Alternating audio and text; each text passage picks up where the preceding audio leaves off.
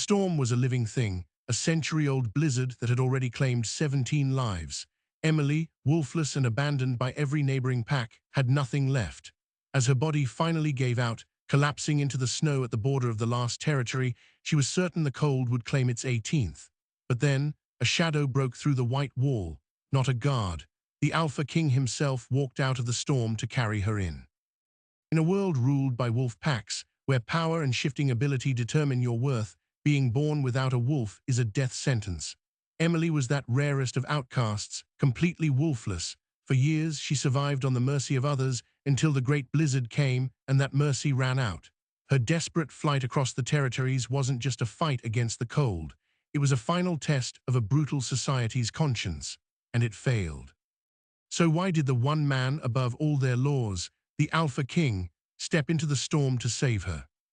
For 3 days, Emily drifted in and out of consciousness, wrapped in furs by a fire she didn't light, fed broth by hands she never saw. When she finally woke, truly woke, she was in a bed larger than her entire old room, in a stone chamber warmed by a hearth the size of a cart. And he was there. Alistair Thorne, the Alpha King. He wasn't a story or a symbol.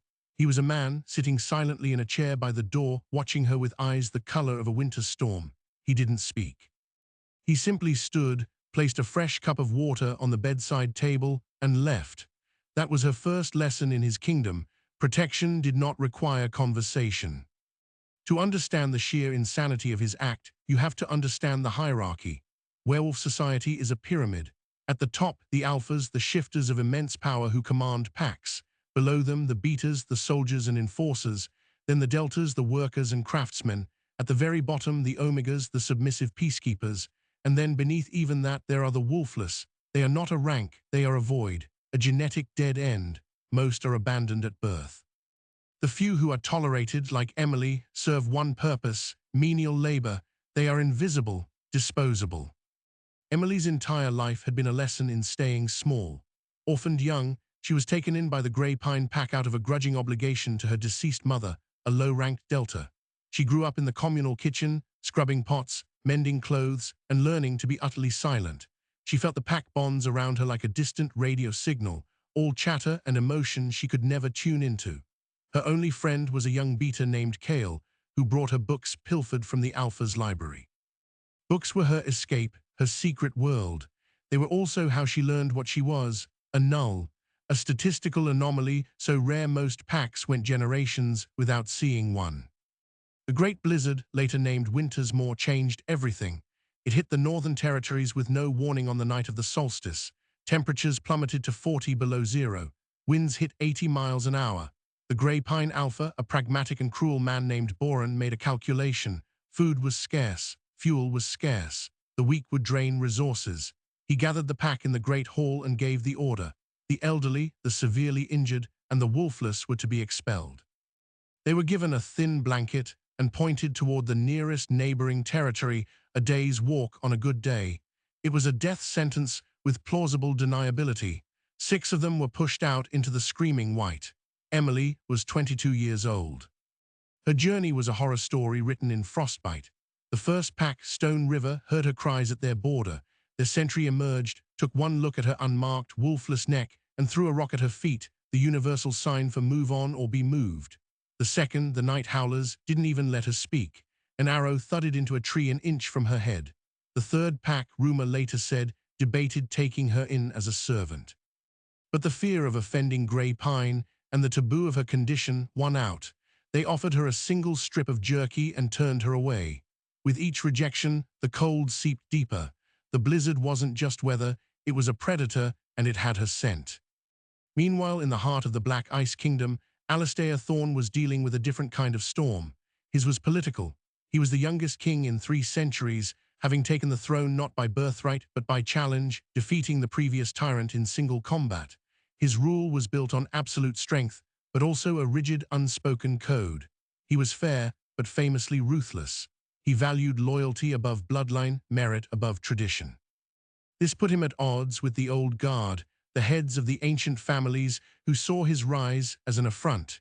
His refusal to take a traditional lunar from one of their lines was an open wound. His court was a powder keg. The night Emily was cast out, Alistair was in his war room, tracking the blizzard's path on old maps. His head scout, a grizzled beater named Rylan, burst in. "My king, reports from the southern border. Grey Pine has expelled its non-essentials. They're turning them away at every gate."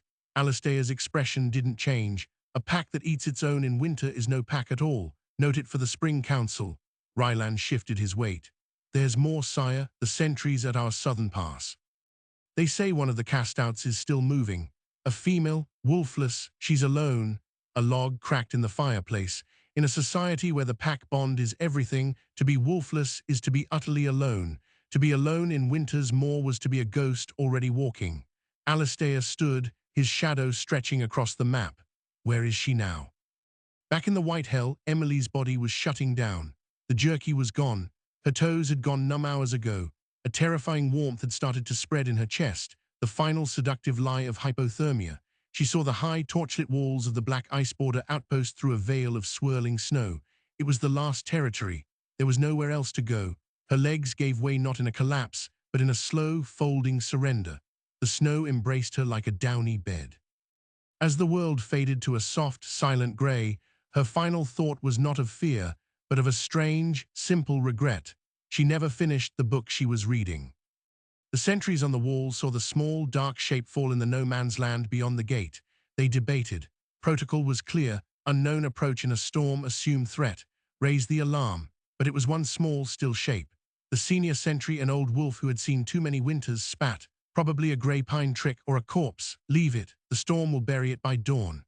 The order was about to be given when the main gate door, a slab of iron-banded oak, groaned open. Not a side door. The main gate, and Alistair Thorne walked out. He wore no cloak against the blistering wind. He simply strode into the killing storm, directly to the small, snow-dusted mound. He knelt. He brushed the snow from her face. And then, in an act that would shatter the protocols of 1,000 years, the Alpha King bent down, gathered the wolfless girl into his arms, and carried her home. The shockwave of that walk reverberated through the fortress before he even reached the inner doors. By the time he laid Emily in the infirmary, the court was buzzing. He had broken an unwritten law. You do not bring the outside weakness into the heart of your strength. The old guard saw not compassion, but catastrophic recklessness. A challenge to the natural order. That night, in the council chamber, the confrontation erupted. Led by Lord Vance, a hawk-faced alpha from an ancient line, they demanded the girl be cast back out. "She is null, my king. She has no bond, no wolf, no worth. You endanger the spiritual purity of the pack. You show weakness to our enemies." Alistair, who had been silent, finally looked up. His voice was quiet, but it froze the room colder than the blizzard outside. "I saw no weakness out there. I saw a pack that failed its duty. I saw borders that meant nothing. I carried a citizen of no pack across a line in the snow. The only law I see broken is the law of common decency." She stays. But this was not a fairy tale. This was politics. And Vance's next move was not a shout, but a deadly, calculated whisper. "Then, Your Majesty, by the ancient right of the hollow moon, if you will not remove the blight from our house, we will. I challenge the worth of your rule. I challenge for the throne." The gauntlet was thrown. The king had saved a life, and in doing so had started a war for his crown. And Emily, asleep and unaware in the room above, was the prize. The Hollow Moon Challenge was not a simple duel to first blood. It was an archaic, brutal ritual reserved for crises of leadership. Once invoked, it could not be withdrawn. It consisted of 3 trials: strength, cunning, and spirit, to be held at the next full moon just 2 weeks away. The entire pack would witness. The winner would take the throne. The loser would be exiled or worse. Alistair had just days to prepare for a fight that would determine not only his fate, but the fate of the unconscious girl in the infirmary. Vance's faction had made their calculation. A king distracted by a wolfless weakling was a king who could bleed. Emily's awakening to this new world was slow and disorienting. The healer, a stern but kind-eyed woman named Ilara, changed her bandages and explained where she was. "You are in the Black Ice Keep. The Alpha King himself brought you in." The words meant nothing to Emily. Kings were figures from Kale's history books. She was a pot scrubber, but the evidence was in the thick woolen gown she wore, the hearty stew she was fed, and the unwavering guard posted outside her door. "Not to keep her in," Ilara explained softly, "but to keep others out." The first time Emily tried to stand, her legs buckled. Ilara caught her. The frostbite was severe. You will walk again, but it will take time. Time, she added, her voice dropping, that is now a luxury this kingdom may not have. News of the challenge spread through the fortress like wildfire. In the great hall, among the soldiers and craftsmen, opinion was divided. Many revered Alastair for his strength and fairness. He had doubled the pack's territory, brokered peace with the human settlements, and his word was iron. To them, Vance was an opportunistic schemer clinging to old blood. But among the old guard and their supporters, the narrative was different.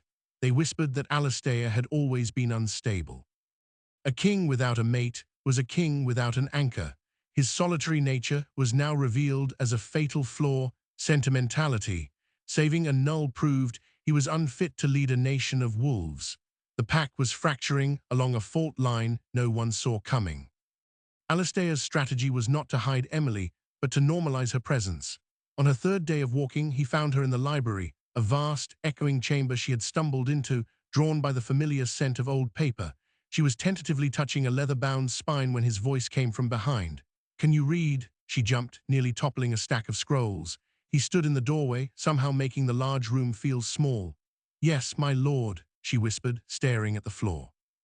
"King," he corrected, not unkindly, "and look at me when you answer. In this room you are not a servant, you are a guest. What do you like to read?" It was the longest conversation she'd ever had with an alpha. She told him about the epic poems Kale smuggled her, about histories of places that probably didn't exist. He listened, then pulled a volume from a high shelf. "Try this. It's drier, but the facts are solid." It was a treatise on northern geography, a test and a gift. But outside the library, the pressure mounted.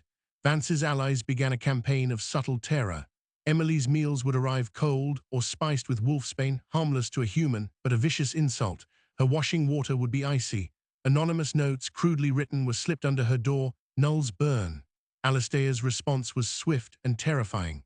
The kitchen steward responsible for the tainted meal was stripped of his rank and assigned to latrine duty. The guard who lost the note was sent to the frontier for a year.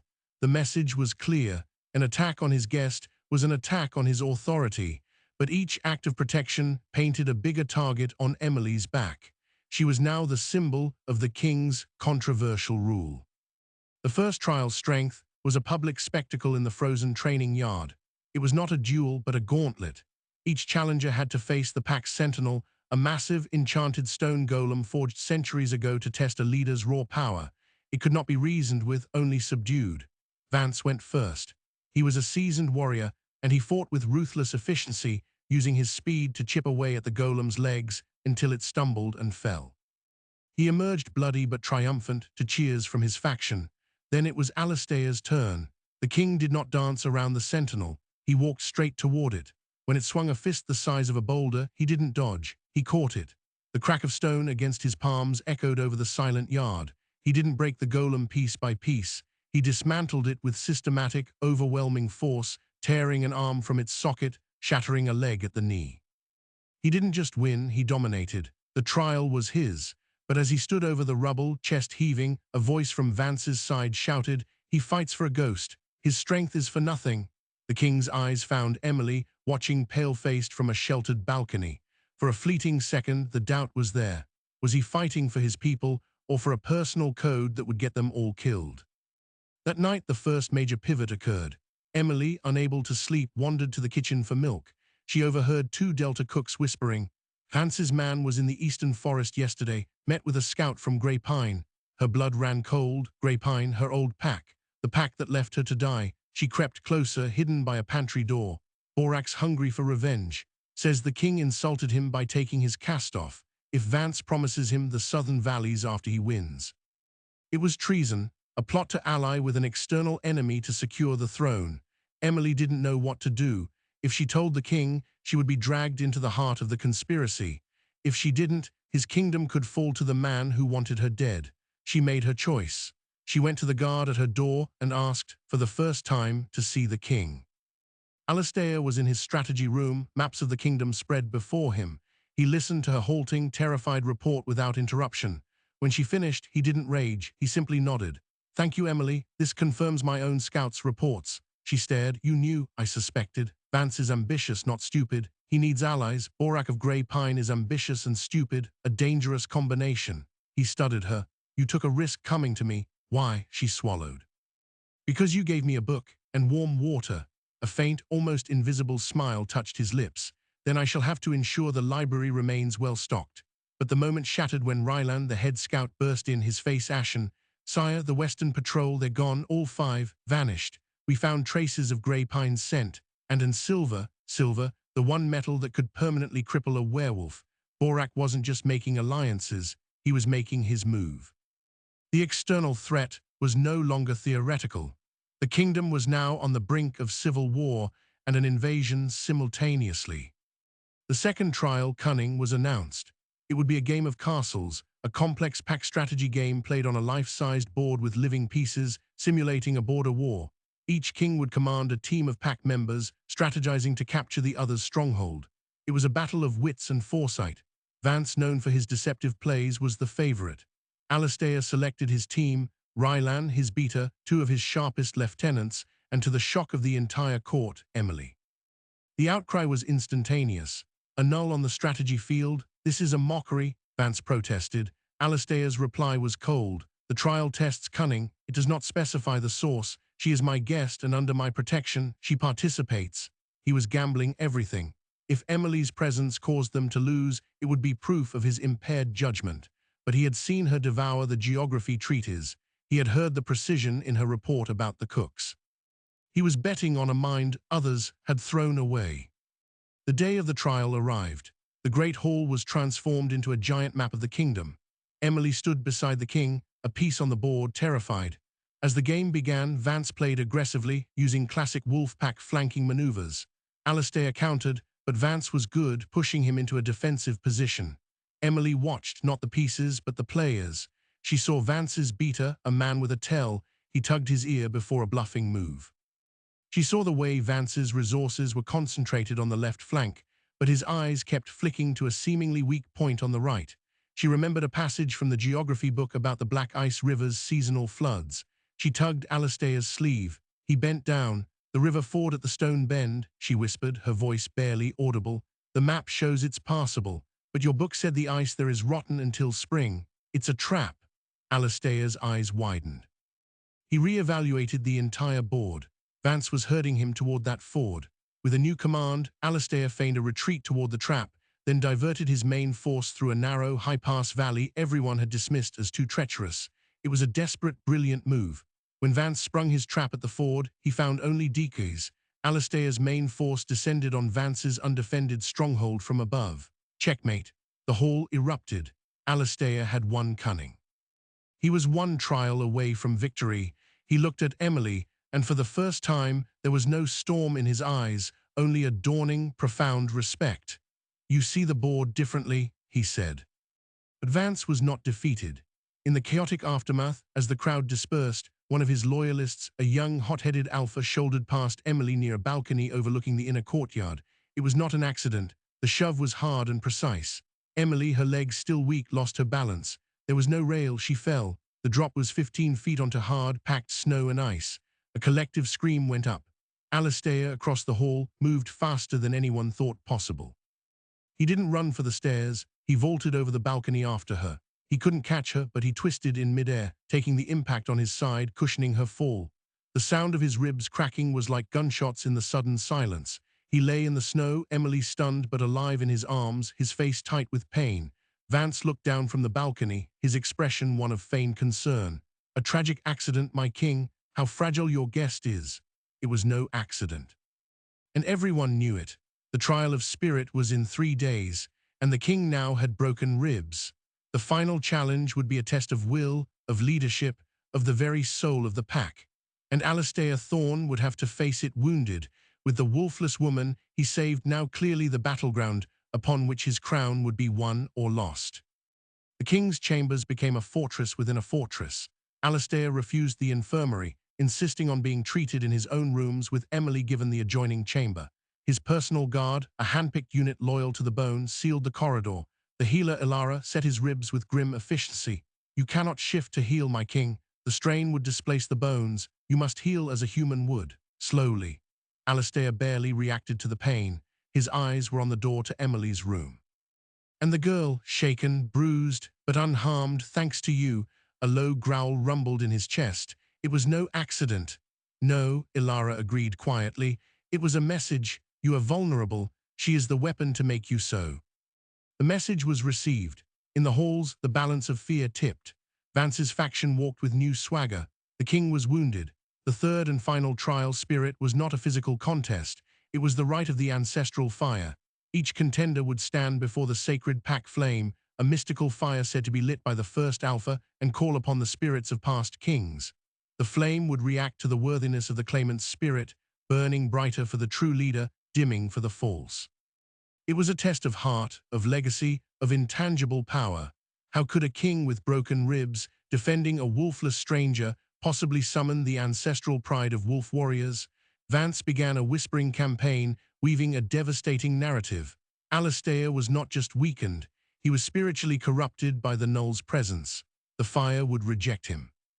Emily, trapped in the lavish room, felt the walls closing in. Guilt was a physical weight. She had become the pivot point for a kingdom's collapse. She asked to see the king. When she entered, he was shirtless, his torso wrapped in tight bandages, studying a scroll. He looked up, and the usual winter in his eyes was tempered with something else, concern.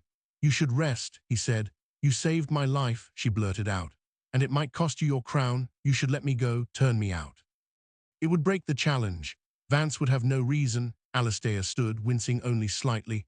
"If I cast you out now, Emily, I lose the crown anyway, not to Vance but to myself. A king who bows to a bully is no king. You are not the cause of this. You are the litmus test. You reveal who they truly are." He gestured to the scroll.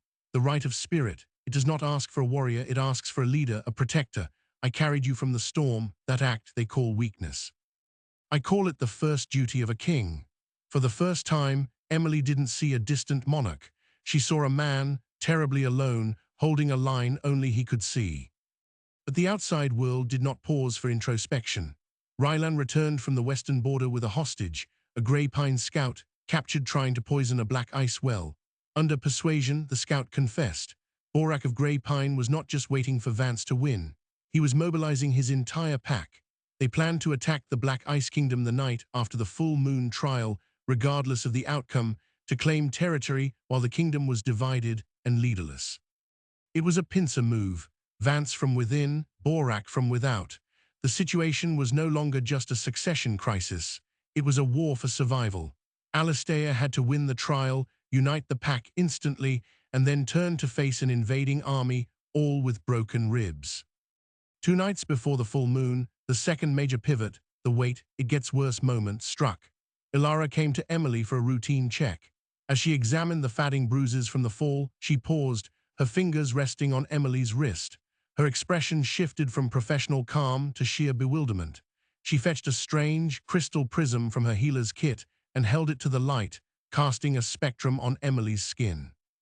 She then listened to her chest with a silver stethoscope, her eyes widening. "By the old gods," Ilara whispered, "your heartbeat, it has a double echo, and your aura in the prismatic light, it isn't absent, it's inverted." Emily was terrified. "What does that mean?" Ilara sat back, her face pale. "It means every test we use for wolflessness is based on detecting an inner wolf. Yours doesn't register like a missing wolf. It registers like a wolf that is dormant, sealed away behind something else. You are not null, child, you are latent. And the sealing power I sense around your spirit, it is ancient, and it is breaking." Emily felt the world tilt, not wolfless, caged. Ilara, sworn to healer confidentiality, was in an agonizing bind. This knowledge could change everything. If Emily was truly latent, a shifter whose wolf was magically suppressed, her value in the king's act of saving her transformed entirely. But revealing it now on the eve of the trial could be catastrophic. Vance could claim it was a trick, a desperate lie. Or worse, he could claim Emily as a hidden asset and demand control over her. The information was a powder keg. Ilara made a choice. She told Emily and she told the king. Alistair listened in silence, his gaze turning inward. A seal? Who would seal a child's wolf? And why? A dark suspicion began to form. What if Emily's parents, the low-ranked Deltas, hadn't died in a random rogue attack? What if they had been hiding her? What if they had been killed for it? The day of the full moon arrived. The entire pack gathered in the ancient stone circle at the heart of the territory, under a sky scoured clean by icy wind. The ancestral fire burned in a great bronze bowl, its flames a strange, steady blue. The atmosphere was tense, electric with divided loyalties. Vance stood at one side of the fire, clad in ceremonial furs, projecting calm, traditional authority. Alistair stood at the other, paler than usual, his posture perfect, but the pain visible in the tightness around his eyes. Emily was forced to stand at the front of the crowd, a visible reminder of the conflict. The shaman, an ancient wolf named Morwen, began the chant. Vance stepped forward first. He placed his hands over the flames and called to the spirits of his lineage, naming kings and warriors from his bloodline. The fire leaped, burning a vigorous, healthy orange and gold. The spirits recognized his blood. A cheer rose from his supporters. It was a strong showing. Then it was Alistair's turn. A hush fell. He stepped forward. He did not call on lineage. His line was not royal. He called on his deeds. On the peace brokered, the territory secured, the justice delivered. The fire flickered, burned a steady blue but did not leap. It was acceptant but not enthusiastic. Vance's smirk was visible. Then Alistair did something unprecedented. He turned his head, his gaze finding Emily in the crowd. And I call upon the spirit of the future, upon the duty to protect those with no one else, upon the strength to stand when it is easier to turn away. I saved a life not for gain, but because it was right. Judge that. For a moment nothing, the fire guttered as if uncertain, then slowly it began to change. The blue flame deepened, then threads of silver and white swirled within it, beautiful and strange. It didn't roar, it hummed with a profound, gentle power. The crowd murmured in awe. It was not a warrior's fire, it was a sovereign's fire. The spirits were not applauding conquest, they were acknowledging stewardship. Alistair had matched Vance. The trial was a draw, but the right of spirit demanded a clear winner. Morwen the shaman declared the outcome inconclusive. By the oldest law, a tie in the final trial meant the pack itself would decide. A vote of blood. A vote was chaos. It was civil war by ballot. It would force every wolf to publicly choose a side, fracturing families and friendships permanently. And it would take time they did not have with Grey Pine massing on the border. Vance, furious, demanded the vote begin immediately. As the pack stewards scrambled to prepare, Emily felt a strange, pulling sensation in her chest, a heat that had nothing to do with the sacred fire. The seal Ilara mentioned it was thinning. The stress, the psychic energy of the pack, the full moon overhead, it was all acting like a hammer on a frozen lock. And then the third and worst pivot occurred. As the crowd milled in tense preparation, a horn blast echoed from the eastern watchtower, not the signal for a vote, the alarm for an attack. Ryland fought his way to the king's side. Sire, Grey Pine, they're not waiting. They're attacking the eastern pass now. They must have known about the trial, known we'd be distracted. Borak had double-crossed Vance, attacking early to claim the prize for himself. Panic erupted. The external threat was no longer theoretical. It was here, crashing through their borders. The vote was irrelevant. The kingdom was under attack, and it had a wounded king and a divided pack. Alistair's voice cut through the panic, the voice of command. All warriors to the eastern pass. Beaters, secure the inner keep. Deltas, get the children and elderly to the vaults. The pack, faced with a common enemy, moved, but the fracture was evident. Hesitation confused loyalties. Vance shouted, "You see, his weakness invites this. Follow me to defend our home." He was seizing military command. A split in the chain of command during a battle was a recipe for slaughter. In the chaos, Emily was jostled and separated from Ilara. She stumbled back, away from the surging crowd, toward the dark tree line at the edge of the stone circle. The pulling in her chest became a tearing pain. She fell to her knees behind a large granite boulder, the world swimming. The sounds of shouting, of horns, of impending war faded into a roaring in her ears. Her skin felt like it was on fire. She looked at her hands. Beneath the skin, a light was growing, silver and fever-bright. The seal was not just breaking, it was shattering. And as the first wave of Grey Pine wolves, led by the brutal Alpha Borak himself, burst from the tree line not 50 yards from where she knelt, not heading for the main pass, but for the undefended heart of the ritual ground, Emily threw her head back. And she did not scream. A sound tore from her throat that was not human, a silent, resonant pulse of energy that made the very air vibrate. The silver light under her skin erupted. The ancient, forgotten magic that had hidden her all her life finally broke open. And everything they thought they knew about the Wolfless girl and about the true reason an Alpha King might be drawn to her was about to be rewritten in fire and moonlight. Light didn't explode outward. It imploded, collapsing into Emily with the force of a falling star. For a heartbeat, she was a silhouette against a blinding silver sun. Then the light vanished, absorbed, and where Emily had knelt, a wolf stood, but not a normal wolf. She was massive, rivaling the largest alpha in his beast form, but built with a sleek, powerful grace. Her fur was the color of moonlight on fresh snow, with patterns like delicate silver veins tracing across her shoulders and flanks. And her eyes glowed with that same steady, ancient blue of the ancestral fire. This was no latent wolf finally emerging. This was something else, something old. The charging grey pine wolves skidded to a halt in a tangle of confusion and instinctive fear. Borak, at their head in his own grizzled brown wolf form, snarled, but the sound was less confident. The scent coming off the silver wolf was wrong. It wasn't just pack magic. It was purer wilder. It was the scent of the deep winter, of the silent heart of the moon. Emily, her mind reeling but shockingly clear within the new form, took a step forward. Not a growl, but a low, resonant hum emanated from her, a sound that vibrated in the bones of every wolf present. The advancing line of enemies took a collective step back. On the other side of the clearing, Alistair watched, his own pain forgotten. He didn't see a monster or a miracle. He saw the truth. The drawing power he'd felt toward her, the instinct that drove him into the storm, wasn't just protective instinct. It was recognition. She wasn't wolfless. She was a winterborn, a legend whispered about in the oldest tales, a shifter whose spirit was tied not just to the moon, but to the soul of the territory itself, to the mountains and the ice. They were said to be omens of renewal or ruin, and one hadn't been seen in 10 generations. Vance stared, his face a mask of horrified understanding. He hadn't been fighting to save the pack from a null. He'd been trying to destroy its greatest possible asset. Borak, driven by greed and stupidity, shook off his fear. With a roar, he launched himself at the silver wolf, aiming for her throat. Emily moved. It wasn't the brutal, powerful movement of an alpha. It was fluid, almost like water flowing. She sidestepped, and as Borak passed, she didn't claw or bite. She brushed against him.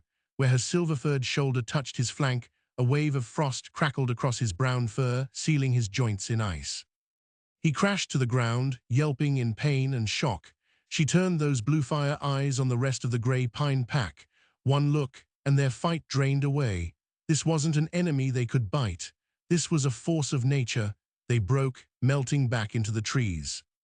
But the internal threat remained. Vance recovered first, his ambition twisting the wonder into a new weapon.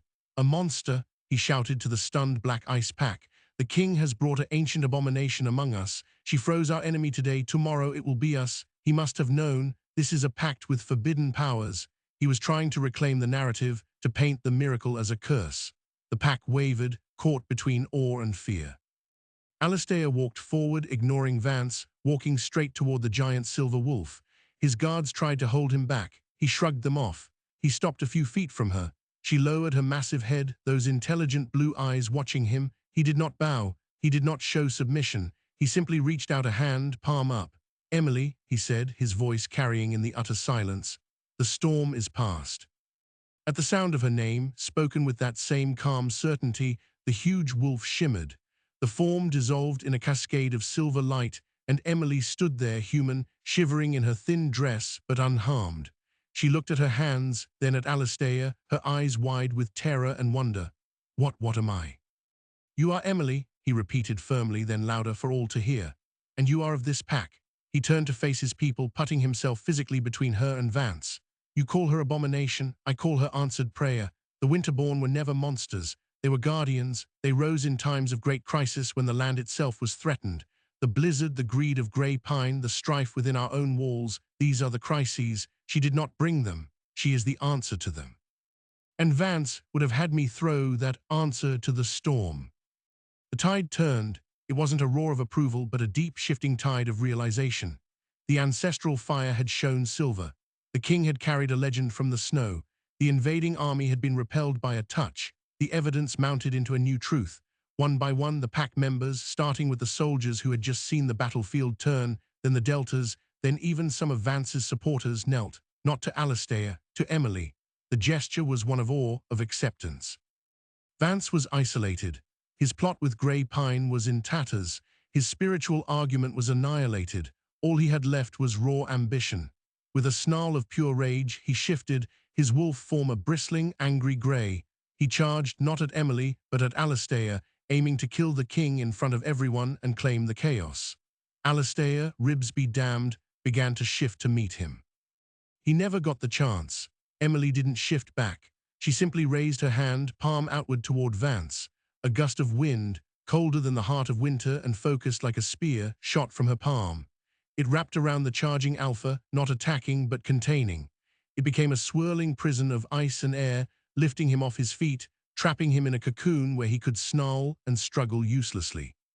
She held him there, suspended, with an effortless focus that was more terrifying than any show of violence. "No more blood," she said, her voice echoing with that same strange resonance. "Not for me."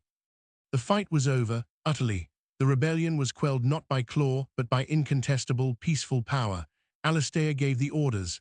Vance, stripped of his rank, was imprisoned in the deep cells, his fate to be decided by a council now firmly loyal to the crown.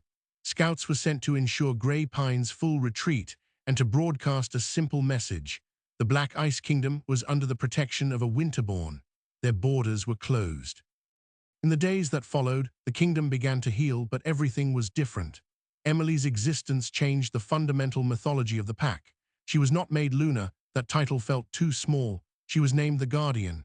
She worked with Ilara to understand her abilities, a gentle touch that could heal frostbite, a focused will that could calm a blizzard, a connection to the land that let her sense disturbances in the territory. She was the shield Alastair had always fought to be. The final surprising detail came from the archives. As Emily learned to control her power, she and Alastair researched the last known Winterborn. The records were scarce, but they found a fragment. A journal entry from 3 centuries past, from a king who ruled during a terrible famine. It read, "The Winterborn has faded, her cycle complete. She leaves us with a prophecy, spoken as her light dimmed. The Guardian will sleep in mortal skin, unseen, until a king of fractured stone walks into the storm to bring her home. His strength will be her cage's key. Her heart will be his kingdom's peace." Fractured stone, Alastair's family name, Thorn, meant of the sharp stone. He had taken a kingdom fractured by the previous tyrant. He had walked into the storm. He had been the key. It wasn't chance. It was a destiny written in ice 300 years before. They had been waiting for each other across centuries. On the first full moon after the crisis, there was no challenge, no trial. The entire pack gathered again in the stone circle. This time, Alastair and Emily stood together before the ancestral fire. He spoke of unity, of a new era. She did not speak. She simply reached a hand toward the flame. It leaped up, not in orange or blue, but in a brilliant, joyous silver, bathing the entire assembly in warm, magical light. The pack howled, not in war, but in celebration. The king had his true queen. The kingdom had its guardian. The girl once left to die in the snow had found her home, her power, and her purpose, all because one man dared to defy the winter. The story that began with a collapse in the snow ended with a crown of moonlight and a reign built not just on strength, but on the unshakable power of a choice to be kind. So what is the true story here, woven between the myth of the Winterborn and the politics of a wolf pack? It's a story about visibility. Emily spent a lifetime being told she was nothing, a void in a world of powerful connections. Society, in the form of pack law and tradition, had a neat, brutal box for her, the wolfless, useless, disposable. And when crisis came, that box became a coffin. Her journey across the territories in the blizzard was a physical map of that social exile. Every closed border was a confirmation of her supposed worthlessness. But then came the anomaly. The one person with the absolute power to uphold that cruel system, the Alpha King, looked at the same evidence everyone else saw, the lack of a wolf, the low birth, the burden, and saw something else. He saw a person, and he acted not from strategy, but from a foundational principle: a leader protects. That single act of carrying her inside didn't just save a life. It cracked the entire facade of that rigid world. It asked a question that threatened every comfortable hierarchy. What if our definitions of strength are wrong? The ensuing conflict wasn't really about a throne. It was about that question. Vance represented the old answer: strength is purity, tradition, and the exclusion of the weak. His challenge was the system fighting back against a new, dangerous idea: the revelation that Emily was never weak, but profoundly powerful in a forgotten way, is the ultimate narrative justice. It proves the system wasn't just cruel, it was blind. The most powerful being in generations was right under their noses, scrubbing pots, because they only knew how to look for one kind of power. This is why the story resonates. It's the ultimate underdog fantasy, yes, but it's also a critique of how we assign value. In our world, we might not have shifters or alpha kings, but we have our own rigid boxes and inherited hierarchies. We make snap judgments based on background, appearance, or perceived utility. We exile people to the margins every day. Emily's tale asks us, who are we leaving out in the cold? And what hidden strength, what dormant potential are we missing because of it? Alastair and Emily's partnership offers a new model, not strength through domination, but strength through protection, not rule through fear, but rule through stewardship. He had the might to conquer, she had the magic to heal and unite. Together, they forged something more resilient than any dynasty based on bloodline alone. Their bond, sparked in a moment of mercy in a storm, became the cornerstone of a renewed kingdom. The prophecy reveals the final layer. This wasn't a random act of kindness. It was a destined keystone event, waited for across centuries. It suggests that true renewal often comes from the most unexpected places and that the courage to defy convention isn't just brave, it's sometimes the only way to fulfill an ancient promise. The fractured stone king and the sleeping guardian, one could not awaken without the other. Emily's story, from the icy border to the silver flame, is a reminder.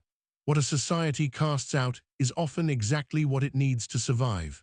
The weakest link might be the cornerstone, and the greatest strength a leader can have is not the power to reject, but the courage to reach out a hand, even into the heart of a storm. If you found this journey from outcast to sovereign compelling, this blend of high-stakes survival, political intrigue, and mythic destiny, then do me a favor. Hit that like button, it truly helps the channel.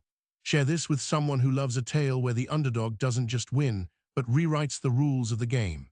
And subscribe to the channel and ring the notification bell so you don't miss our next deep dive into the hidden architectures of the stories that captivate us. Let me know in the comments, what did Emily's transformation mean to you? Until next time.